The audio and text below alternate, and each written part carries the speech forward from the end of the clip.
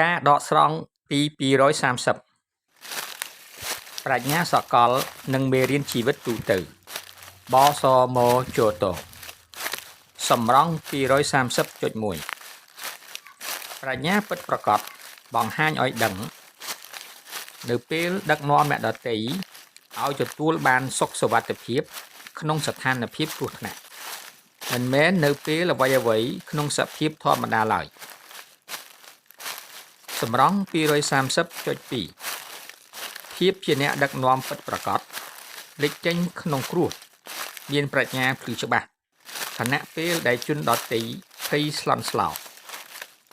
សម្រង230.3សេចក្តីភ័យខ្លាចបំផ្លាញការគិតពិចារណា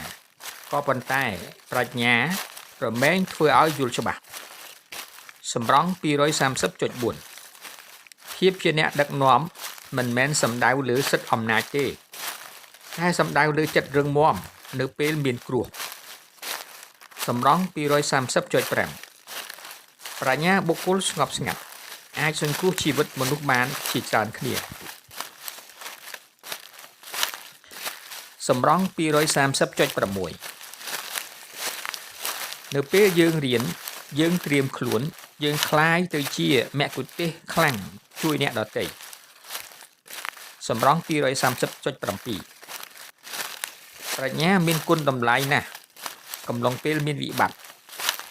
សម្រង230.8ចិត្តស្ងប់ឃើញដំណោះស្រាយចិត្តភ័យខ្លាចឃើញតែបញ្ហាសម្រង230.9ពួកជនណានឹងធឹងកំឡុងពេលមានគ្រោះអាសន្នពួកជននោះ